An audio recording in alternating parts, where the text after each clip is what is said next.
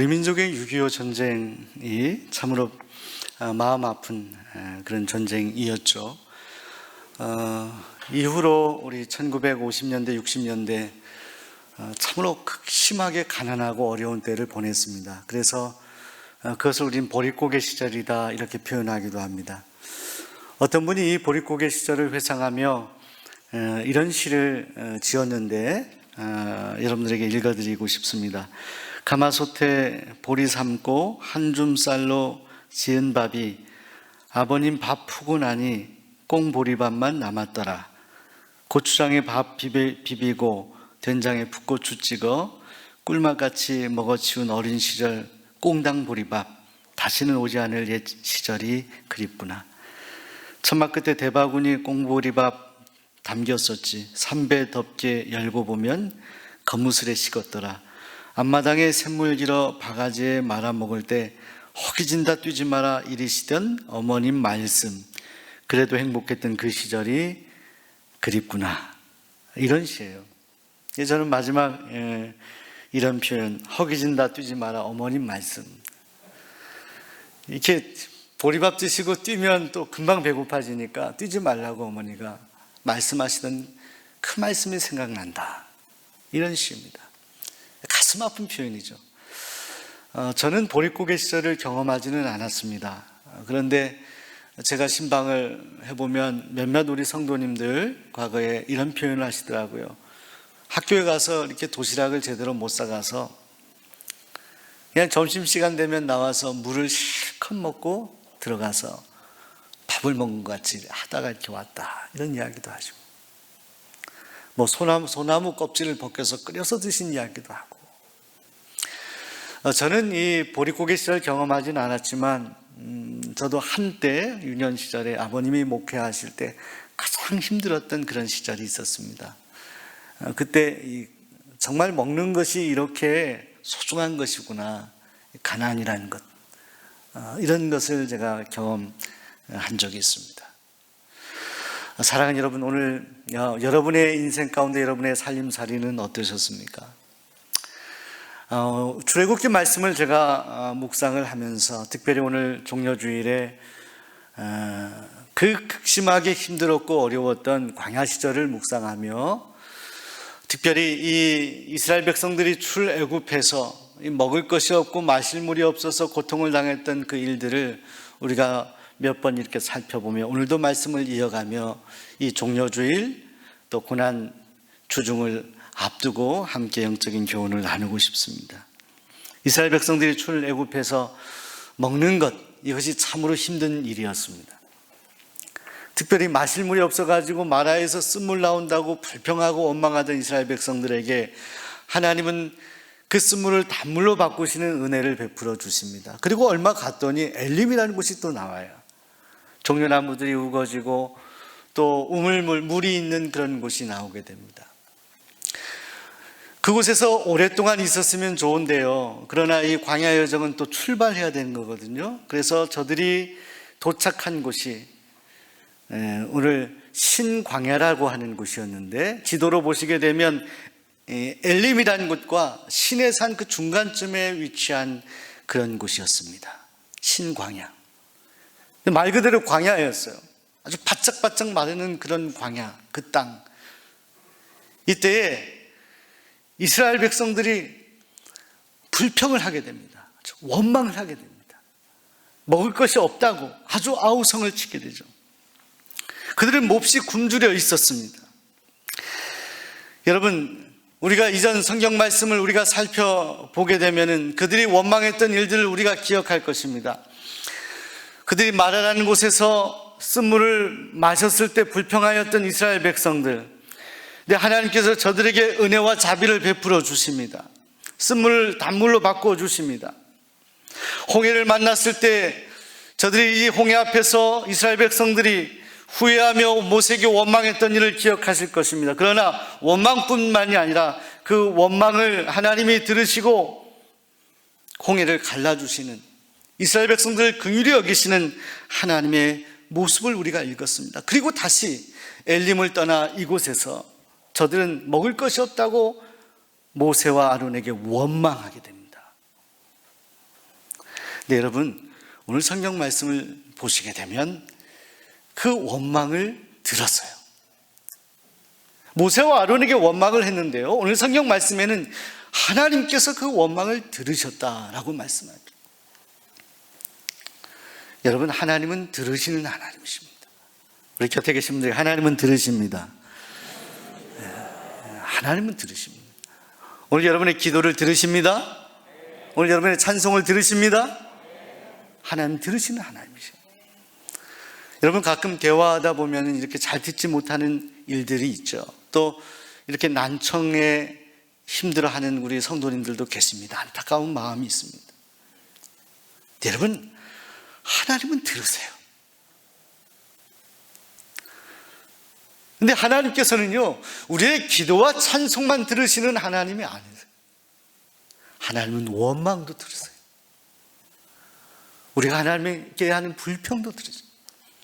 모세와 아론에게 했는데 하나님은 그 원망을 하나님이 들으신 거예요. 근데 하나님은 듣기만 하시는 것이 아니에요. 하나님은 그 원망하는 이스라엘 백성들에게 자비를 베풀어 주십니다. 여러분, 이 출애굽기를 읽으실 때요, 제가 예전에도 말씀드렸던 것처럼 하나님의 관점에서 한번 이 성경을 읽어보세요. 이스라엘 백성들이 가는 곳곳마다 먹을 것, 마실 물 없어서 모세, 이스라엘 지도자에게 불평하는 그 소리를 하나님은 다 들으시죠. 오늘도 먹을 것이 없다고 그 원망과 불평을 들으신 그 하나님이 그들을 책망하시고 징계하시지 아니하시고 하나님이 어떤 조치를 내려주십니다. 뭐라고 말씀하시면 하나님께서 해가 지는 저녁에는 고기를 줄 것이고 아침에는 떡을 줄 것이다 라고 말씀합니다. 그리고 그 다음 말씀, 이 일로 인해서 너희가 여호와 하나님을 알게 되도록 할 것이다 라고 말씀합니다. 여러분, 여러 차례 반복해서 불평하는 원망하는 이스라엘 백성들을 향한 하나님의 마음, 하나님의 결정, 어떻게 생각하십니까? 하나님은 끝없이 이스라엘 백성들의 원망의 소리를 들으면서도 하나님은 이 반복된 이스라엘 백성들의 칭얼거리고 불평하는 소리를 들으면서도 하나님은 품으신 거예요.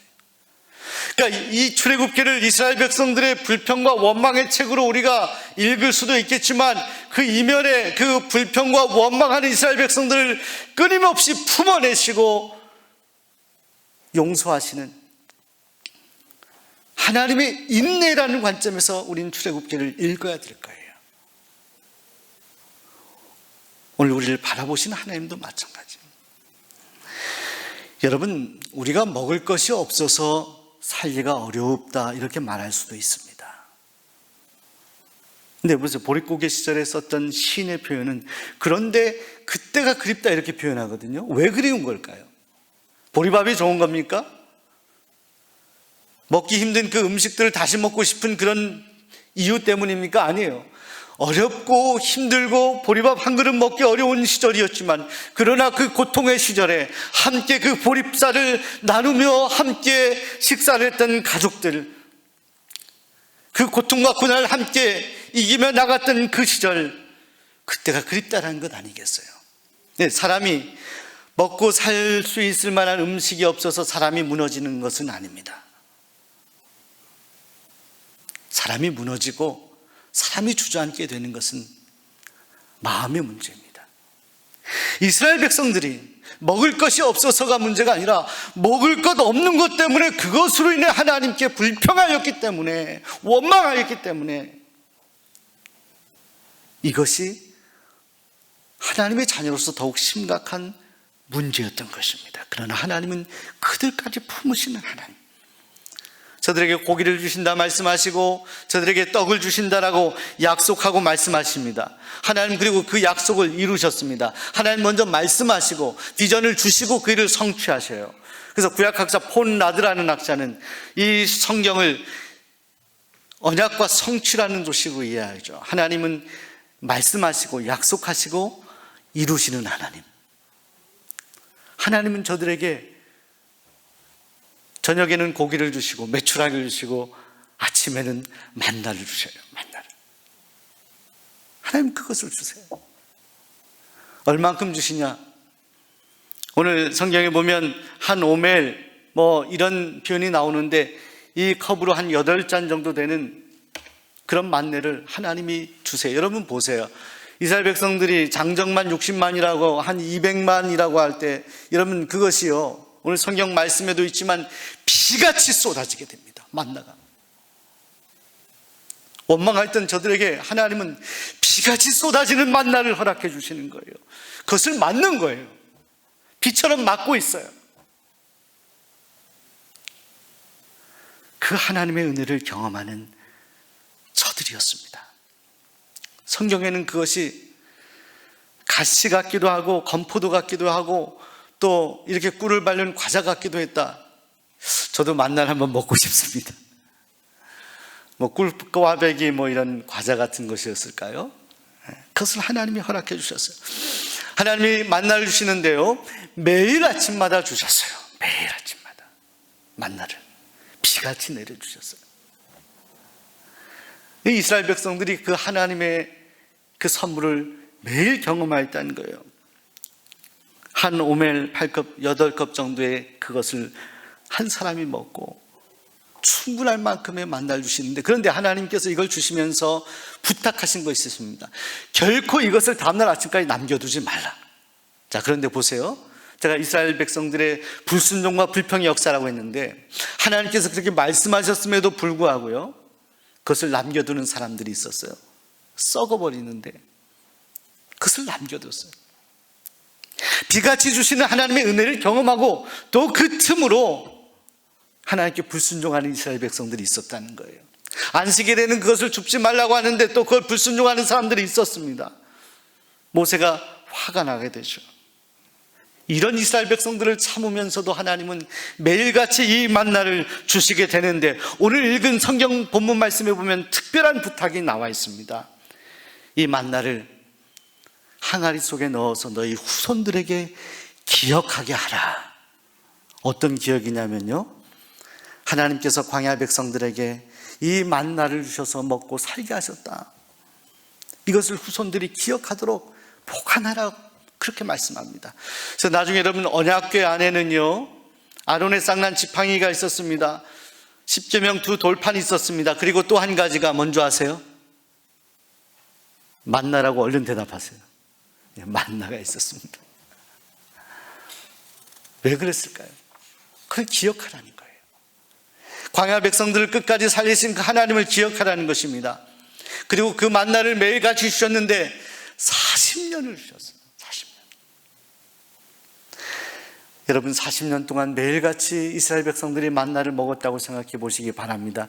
저는 이 말씀을 묵상하면서 40년 동안 매일 아침마다 주신 만나를 먹는다.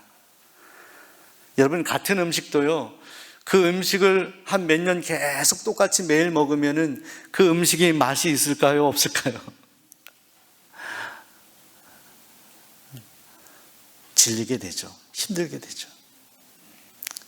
어쩌면 이스라엘 백성들에게 이 만나는 정말 먹고 싶은 음식은 아니었던 것입니다. 그래서 애굽으로 돌아가 고기를 먹고 싶다라는 이야기를 그렇게 자주자주 하지 않습니까? 그런데 40년 동안 저들을 먹였던 저들에겐 어쩌면 지겨운 것 같은 만나. 자, 그런데 묵상해 볼게요. 여러분, 이 만나, 저들에게는 지겹고 매일 반복되는 만나였어요. 그런데 이스라엘 백성들을 살릴 수 있었던 것은 무엇입니까? 만약 만나가 없었다면, 저들에게 지겹고 힘들었던 그 만나가 없었다면, 과연 이스라엘 백성들은 광야에서 생존할 수 있었을까요? 사랑하는 여러분, 이 만나는 이스라엘 백성들을 살리는 하나님의 선물일 뿐만이 아니라 저들에게 생명의 양식이었던 것입니다. 생명의 양식. 저는 종료주일을 맞이하면서 이 만나를 묵상하는 가운데 40년 동안 이스라엘 백성들을 살렸던 만나. 자, 그런데 여러분 보세요. 그 만나는 이스라엘 백성들을 40년 동안 살렸을지 모르지만 오늘 우리의 인생을 영원히 살리신 분이 계시다는 거예요. 신이 생명의 떡이 되셔서 이 땅에 오시고 그 살과 피를 우리에게 주심으로 40년이 아니라 우리에게 영원한 생명을 살게 해 주신 그 하나님의 은혜가 오늘 우리에게 있습니다. 제가 주중에 인터넷 뉴스를 이렇게 읽는데 인도네시아에 있었던 한 사람에 대한 기사를 읽게 됐습니다. 그는 사디만이라는 사람, 나이가 있었던 그런 노인이었습니다.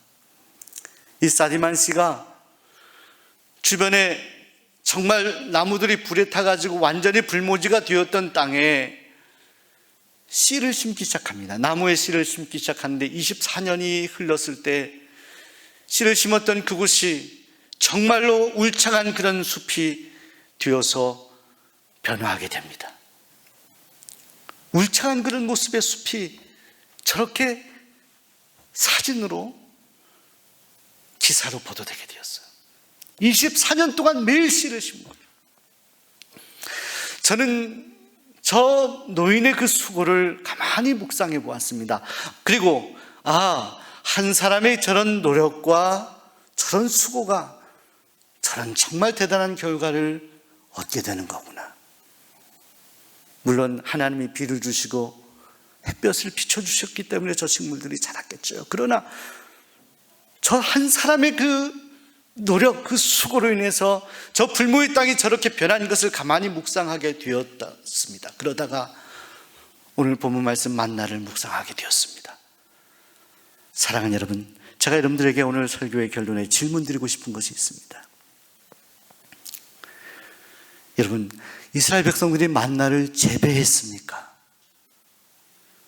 그들이 농사하여 만나를 거두었습니까? 만나는 아무것도 할 수 없었던 빈털터리 광야 백성들을 향하신 하나님의 선물이었어요. 하나님이 저 하늘에서부터 내려주신 선물이에요. 이스라엘 백성들은 아무것도 할 수가 없었어요. 피같이 내리는 만나를 그들은 경험하며 이것이 전적으로 하나님이 주시는 것임을 저들은 알게 되었을 것입니다. 그런데 사랑하는 여러분, 오늘 우리를 위해 십자가에 달신 예수님, 그 예수님께서 오늘 우리에게 생명의 떡이 되어주셨습니다. 생명의 만나가 되어주셨는데, 여러분, 이것이 오늘 우리의 공로로 인한 것입니까? 오늘 여러분이 하나님의 자녀가 되고 구원받는데 오늘 여러분이 한 것이 무엇입니까? 오늘 저와 여러분이 한 것이 무엇이 있습니까? 아무것도 없잖아요. 하나님의 은혜, 하나님이 내려주신 거예요. 하나님이 선택해 주시고 결정해 주신, 예수님을 보내주신 거예요. 오늘 우리의 공로를 자랑할 수 없는 것은, 오늘 우리가 했던 모든 일들을 자랑할 수 없는 것은, 생명의 떡이신 예수님은 오늘 우리의 공로와 상관없이 죄 많고 연약한 오늘 우리를 향해서 하나님께서 우리에게 보내주신 하나님의 선물입니다. 너희가 그 은혜를 인하여 믿음으로 말미암아 구원을 얻었나니 이것이 너희에게서 난 것이 아니요 하나님의 선물이라. 그 생명의 떡을 먹은 우리가 영원한 생명을 누리게 되었습니다. 그 생명의 떡을 우리에게 주시기 위해 주님이 십자가에 달리시고 물과 피를 다 쏟으시고 고통을 당하셨습니다. 그 주님의 그 고통과 고난을 깊이 묵상하는 한 주간이 되기를 소원합니다.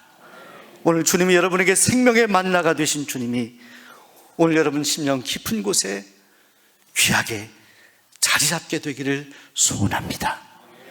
주님은 여러분을 진정 사랑하십니다. 기도하겠습니다. 하나님의 은혜와 사랑